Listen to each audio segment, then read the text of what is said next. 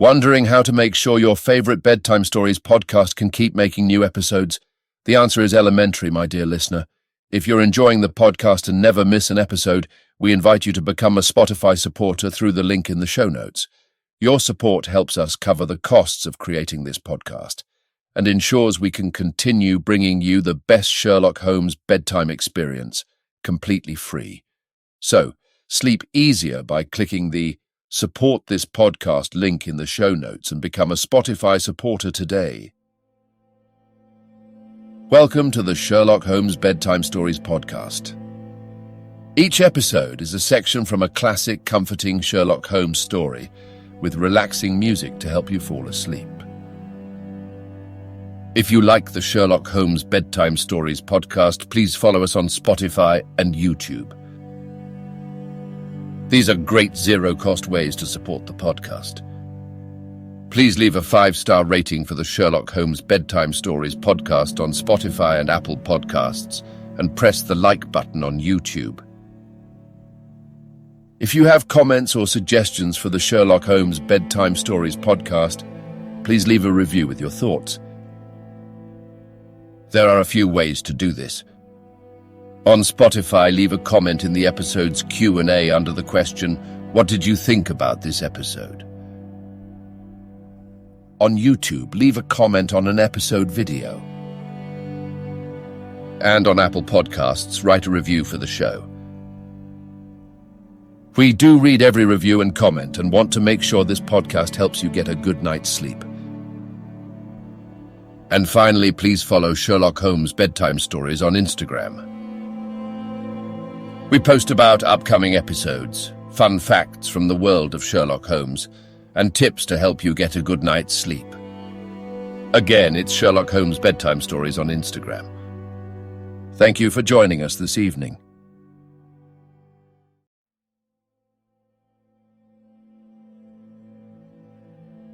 Now it's time to relax.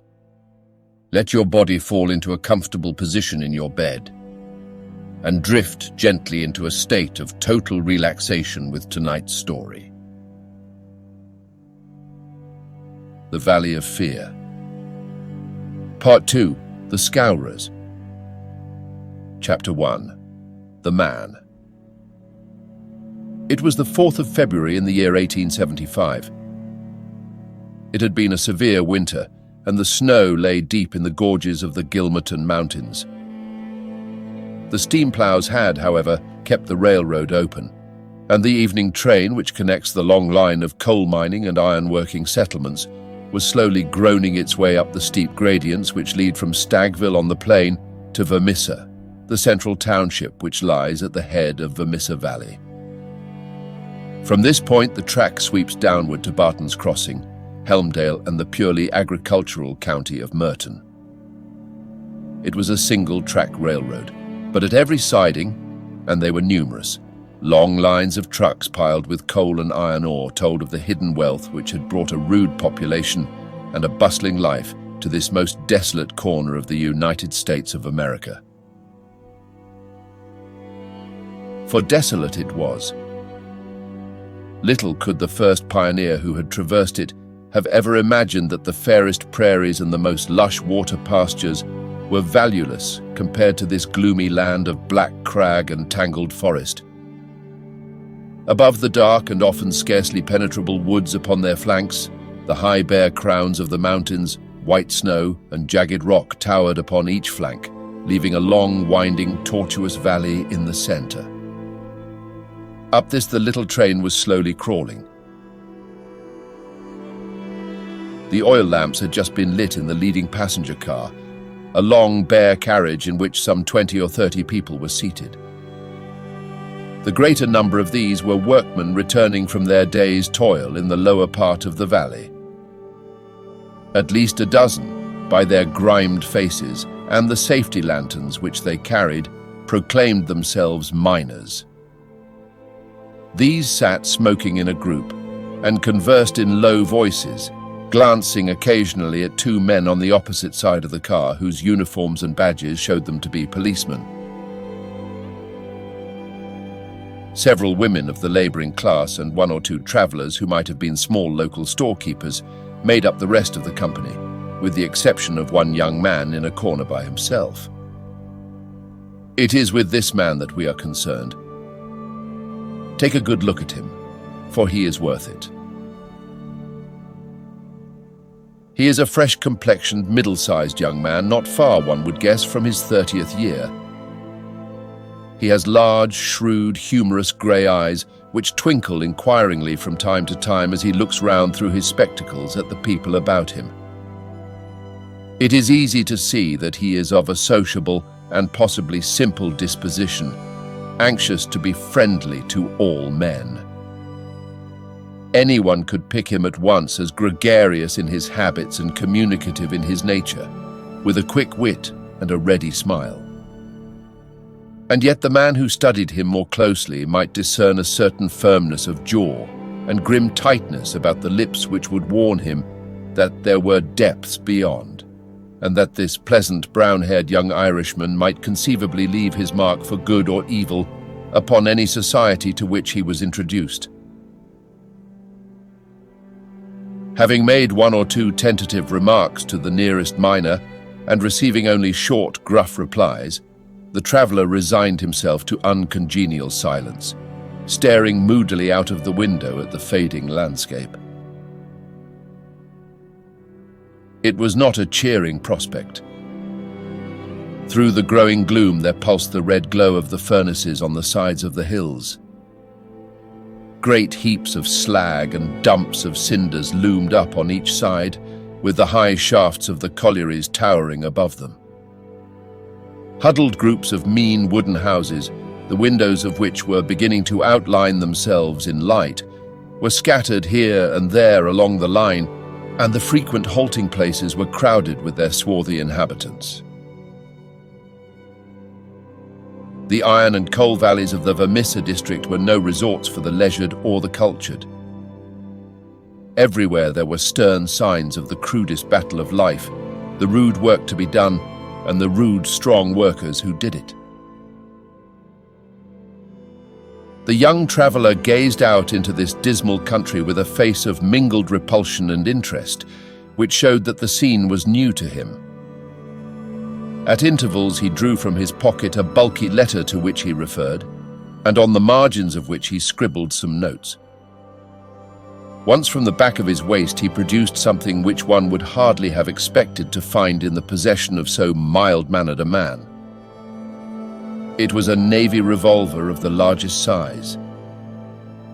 As he turned it slantwise to the light, the glint upon the rims of the copper shells within the drum showed that it was fully loaded. He quickly restored it to his secret pocket, but not before it had been observed by a working man who had seated himself upon the adjoining bench. "Hello, mate," said he. "You seem healed and ready." The young man smiled with an air of embarrassment. "Yes," said he. "We need them sometimes in the place I come from." "And where may that be?" "I'm last from Chicago." "A stranger in these parts?" "Yes." "You may find you need it here," said the workman. "Ah, is that so?" The young man seemed interested. "Have you heard nothing of doings hereabouts?" "Nothing out of the way." "Why, I thought the country was full of it. You'll hear quick enough. What made you come here?" "I heard there was always work for a willing man." "Are you a member of the union?" "Sure." "Then you'll get your job, I guess. Have you any friends?" "Not yet, but I have the means of making them." "How's that, then?" I am one of the eminent order of freemen. There's no town without a lodge, and where there is a lodge, I'll find my friends. The remark had a singular effect upon his companion. He glanced round suspiciously at the others in the car. The miners were still whispering among themselves. The two police officers were dozing. He came across, seated himself close to the young traveller, and held out his hand. "Put it there," he said. A hand grip passed between the two. "I see you speak the truth," said the workman, "but it's well to make certain." He raised his right hand to his right eyebrow. The traveller at once raised his left hand to his left eyebrow. "Dark nights are unpleasant," said the workman. "Yes, for strangers to travel," the other answered. "That's good enough. I'm Brother Scanlon, Lodge 341, Vermissa Valley. Glad to see you in these parts." "Thank you. I'm Brother John McMurdo, Lodge 29, Chicago. Bodymaster J.H. Scott, but I am in luck to meet a brother so early." "Well, there are plenty of us about. You won't find the order more flourishing anywhere in the States than right here in Vermissa Valley. But we could do with some lads like you. I can't understand a spry man of the Union finding no work to do in Chicago." "I found plenty of work to do," said McMurdo. "Then why did you leave?" McMurdo nodded towards the policeman and smiled. "I guess those chaps would be glad to know," he said. Scanlon groaned sympathetically. "In trouble?" he asked in a whisper. "Deep." "A penitentiary job?" "And the rest." "Not a killing?" "It's early days to talk of such things," said McMurdo with the air of a man who had been surprised into saying more than he intended. "I've my own good reasons for leaving Chicago, and let that be enough for you. Who are you that you should take it on yourself to ask such things?" His grey eyes gleamed with sudden and dangerous anger from behind his glasses. "All right, mate, no offence meant. The boys will think none the worse of you, whatever you may have done. Where are you bound for now?" "Vermissa." "That's the third halt down the line. Where are you staying?" McMurdo took out an envelope and held it close to the murky oil lamp. "Here is the address, Jacob Shafter, Sheridan Street. It's a boarding house that was recommended by a man I knew in Chicago." "Well, I don't know it, but Vermissa is out of my beat. I live at Hobson's Patch, and that's here where we are drawing up. But say, there's one bit of advice I'll give you before we part. If you're in trouble in Vermissa, go straight to the Union House and see Boss McGinty. He is the bodymaster of Vermissa Lodge, and nothing can happen in these parts unless Black Jack McGinty wants it. So long, mate. Maybe we'll meet in Lodge one of these evenings, but mind my words. If you are in trouble, go to Boss McGinty." Scanlon descended, and McMurdo was left once again to his thoughts.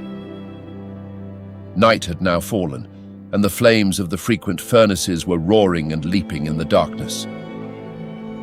Against their lurid background, dark figures were bending and straining, twisting and turning, with the motion of winch or of windlass, to the rhythm of an eternal clank and roar.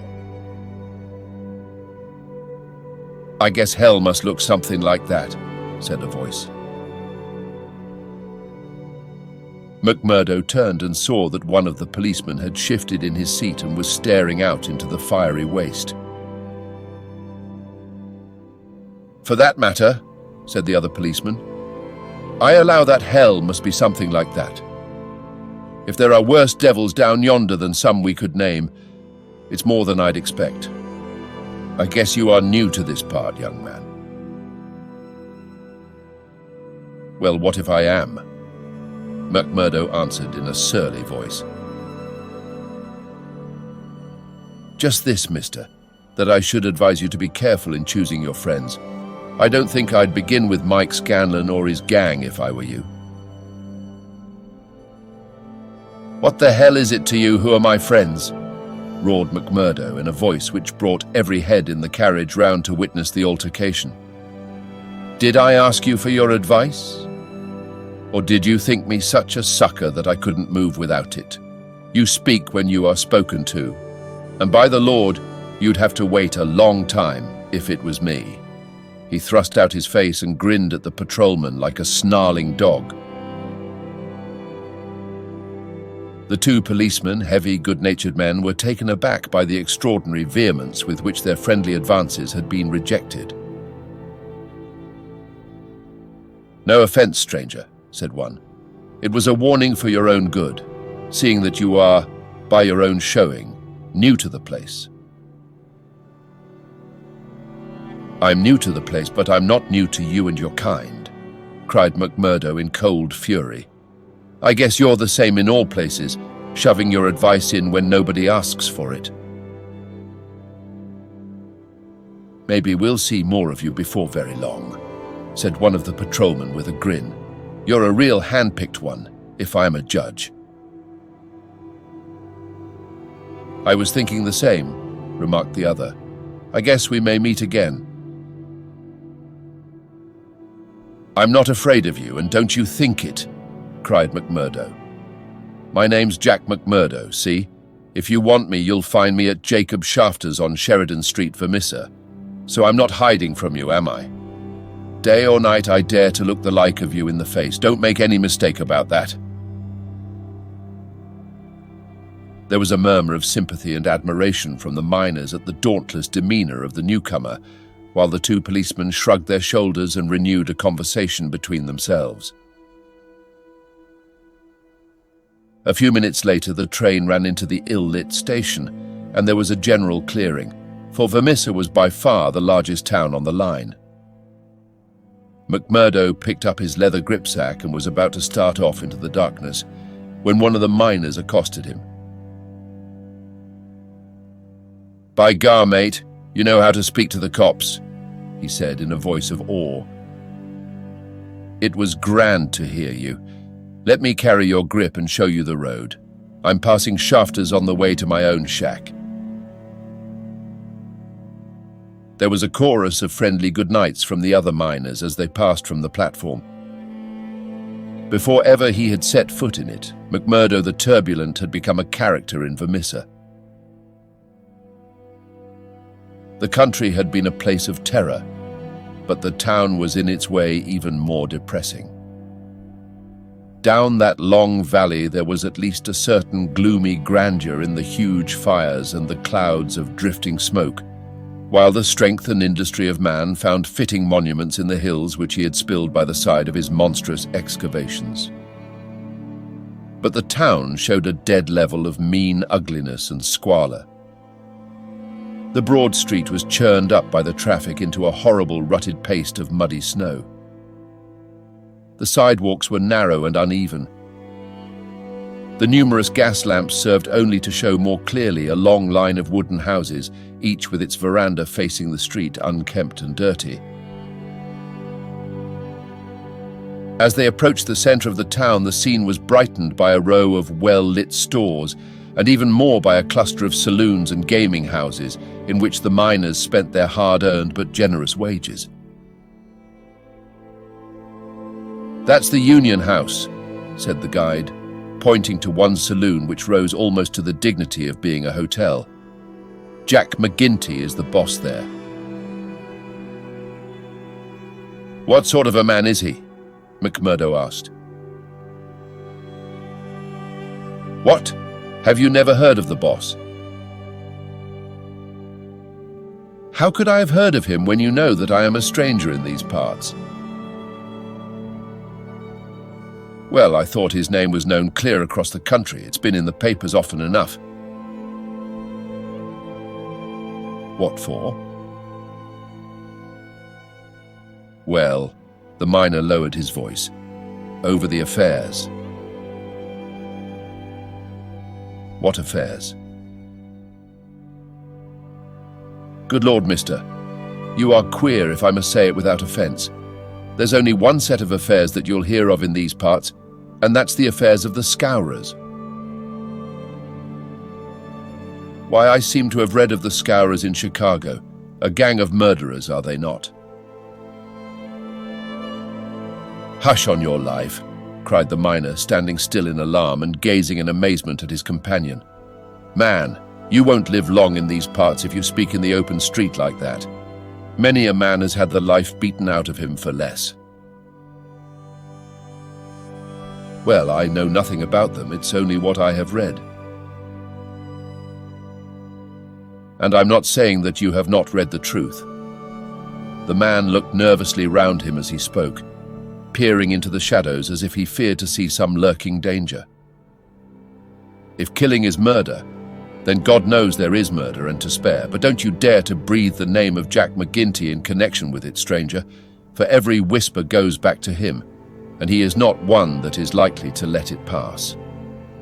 Now, that's the house you're after, that one standing back from the street. You'll find old Jacob Shafter that runs it as honest a man as lives in this township.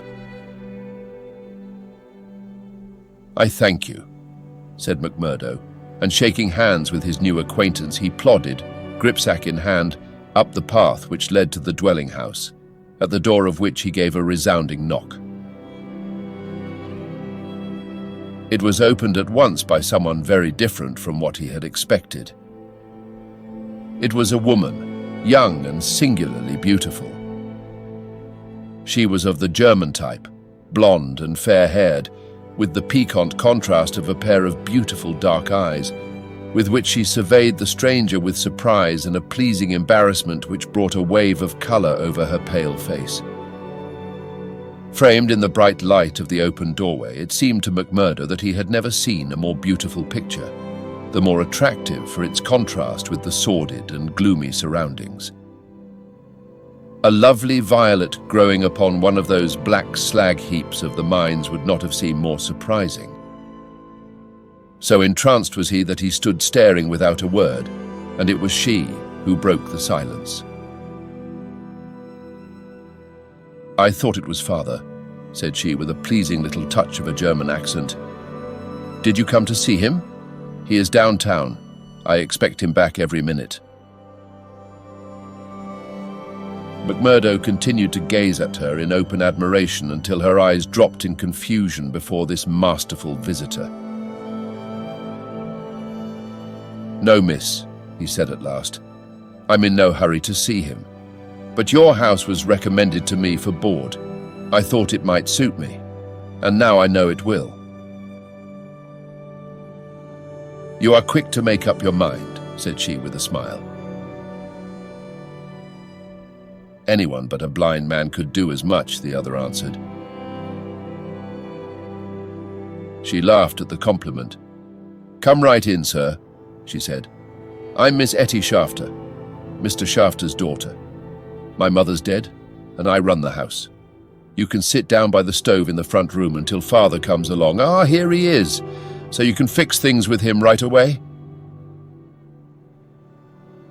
A heavy elderly man came plodding up the path. In a few words, McMurdo explained his business. A man of the name of Murphy had given him the address in Chicago. He, in turn, had had it from someone else. Old Shafter was quite ready. The stranger made no bones about terms, agreed at once to every condition, and was apparently fairly flush of money. For $7 a week paid in advance, he was to have board and lodging. So it was that McMurdo, the self-confessed fugitive from justice, took up his abode under the roof of the Shafters, the first step which was to lead to so long and dark a train of events, ending in a far distant land.